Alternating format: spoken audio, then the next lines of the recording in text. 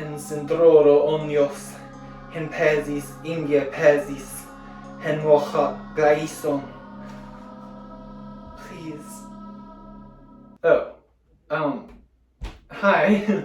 Just praying to the Lord of Light to, resurrect Daenerys Targaryen. Anyway. Hey, welcome back to our channel. I'm Ray.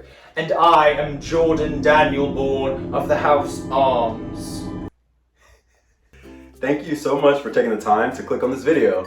And since you're already here, please click that like button right down below. It only takes a second and it helps our channel out a lot by pushing our video out there into the algorithm more so that more people can see it.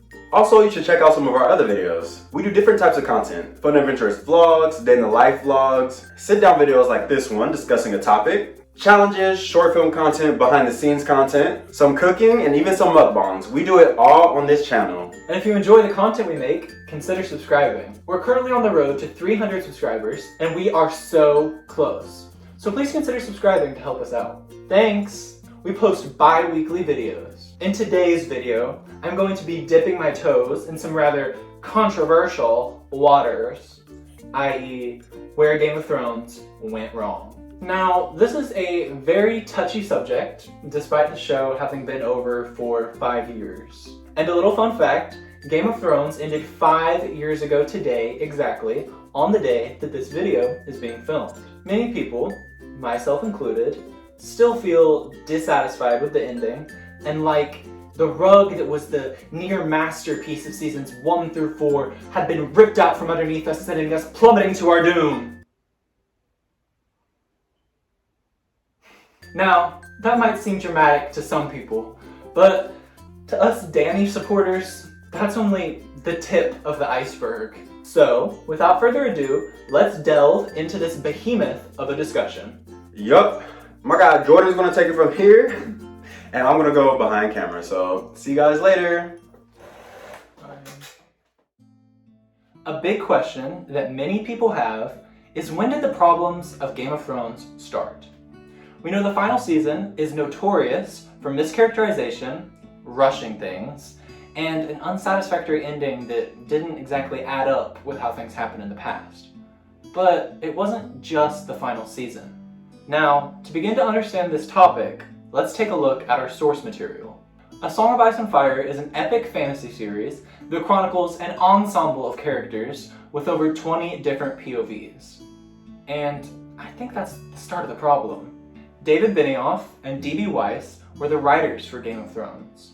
And while they did do an okay job of translating some parts of the books onto screen, A Song of Ice and Fire has an overwhelming amount of material. There are thousands of characters, and they obviously couldn't include all of them, which leads to not being able to include every storyline.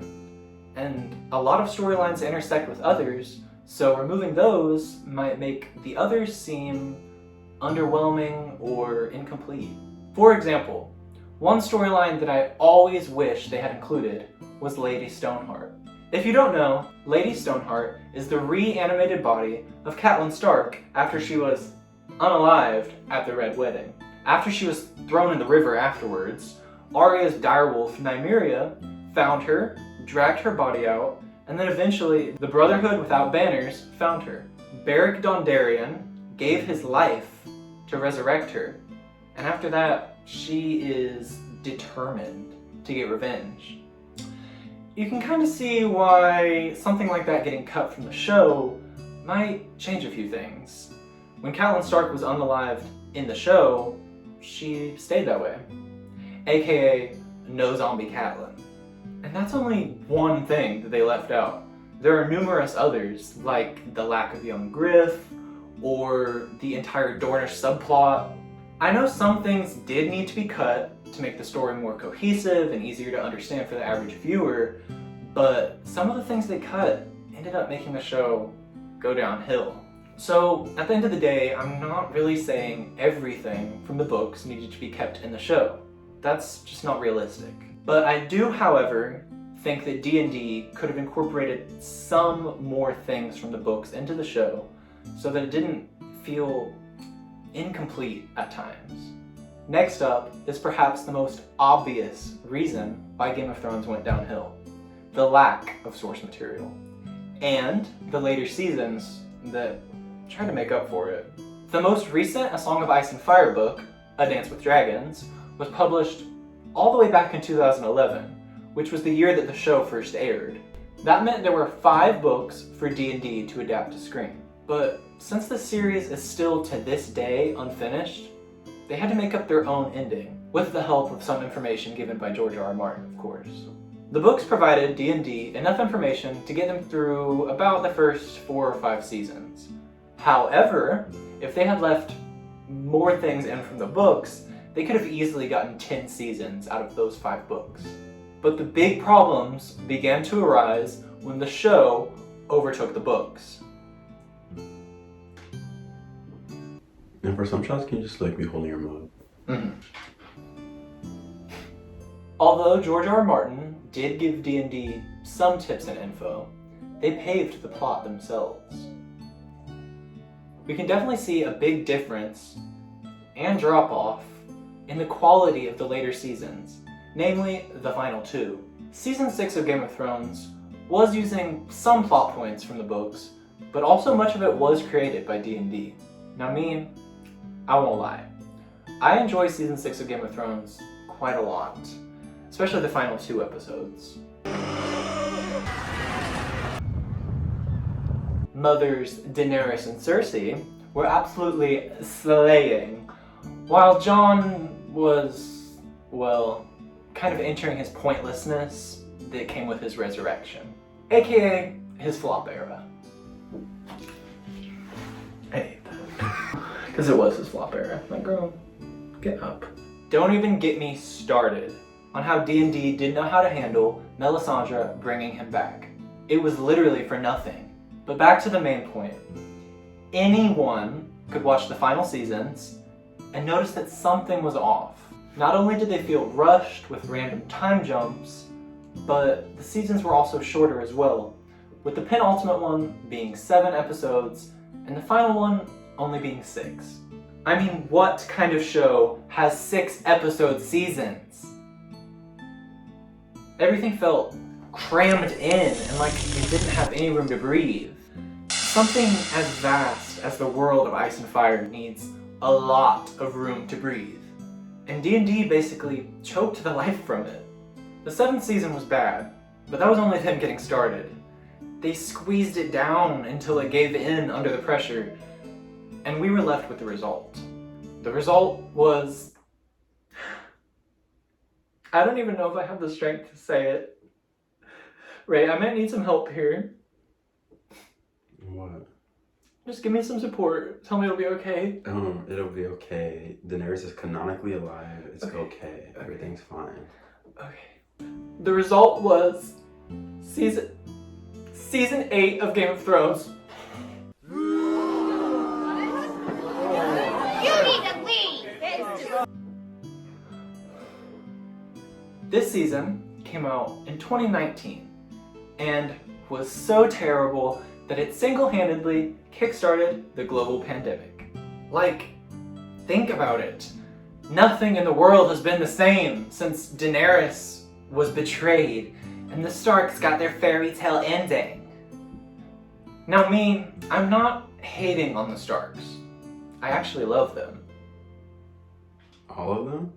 I'm getting there. Oh, girl. Don't be trying to fake the key. Arya is in my top 3 favorite characters, and Sansa's a baddie. Sophie Turner absolutely slayed in that role, and I love Sansa's chapters in the books. But I am hating on the fact that their characters were absolutely butchered in the final season. Arya Stark, she learned all these unique fighting skills under the Faceless Men, but didn't use any of them in the final season. She didn't do anything. She didn't take Jaime's face and go after Cersei. And Sansa, she randomly had this snarky attitude towards Daenerys, even though Daenerys was there to help. The real Sansa never would have acted like that. And even if Sansa does end up meeting Dany and disliking her, she's learning to play the game very well. She's learning how to manipulate people, so it definitely would not have gone down that way. She wouldn't have made it so obvious.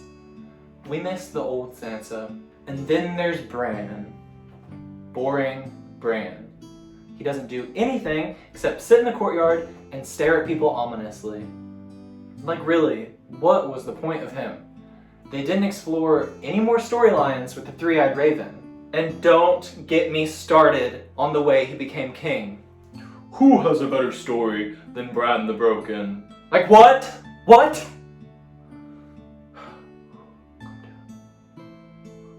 He literally said he didn't want to be king, like girl. Yeah. He's like, I'm the Three-Eyed Raven. Yeah, he's like, I don't want anything anymore. And he's like, why do you think I came all this way? Like in the next season. It's like, make it make sense. Contradictory. Yeah. And finally, we have Jon Snow. Or whatever was left of Jon Snow by the time season 8 rolled around. His character was stripped of any personality, any agency, except following Daenerys around being like, she's my queen. Boring. It's like D&D, where children being told what to do by George R.R. Martin, and as soon as he lets them loose to do things on their own, it becomes a disaster. They prove to be incompetent when it comes to storytelling, and I hope it haunts their careers for the rest of time. Yeah. Well, it kind of is, because they got kicked off that Star Wars story I told you about. Good.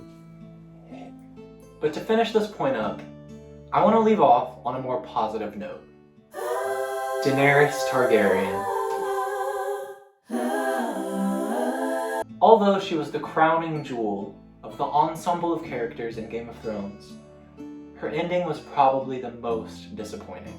Dany, the gentle, kind-hearted queen who always looked for a peaceful solution before turning to violence. Unless you're a slaver. Dany, the protector of the innocents who only ever wanted to break the wheel. It's my belief that Daenerys was never meant to become queen. D&D became so obsessed with her trying to reclaim her birthright that they lost sight of her true calling. Daenerys Targaryen wasn't meant to sit the Iron Throne. She was meant to defeat the others, or the White Walkers, as you show watchers know them, by restoring magic through the rebirth of dragons. In the end, it doesn't matter whether Dany lives or doesn't, as long as her legacy of justice and goodness is carried into the future. And the legacy of Daenerys Targaryen still has an effect to this day. Look at the first episode of House of the Dragon.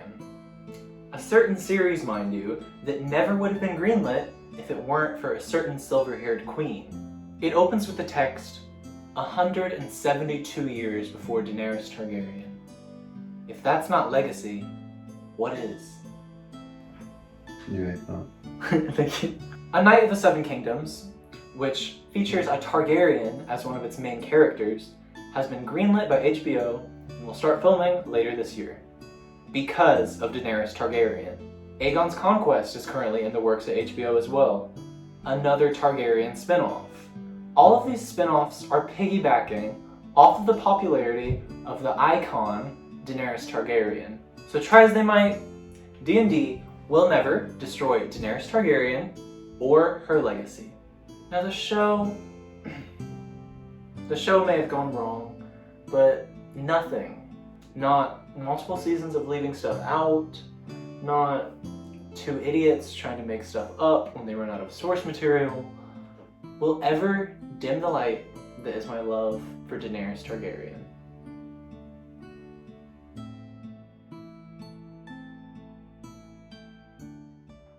So those are my thoughts on where Game of Thrones went wrong. There are surely many, many other reasons, but those are my biggest issues. If you have any other reasons why you didn't like the ending, or why you did, leave a comment below and we can get the discussion started there. Thank you guys so much for watching, and we'll see you in the next video. Bye, guys!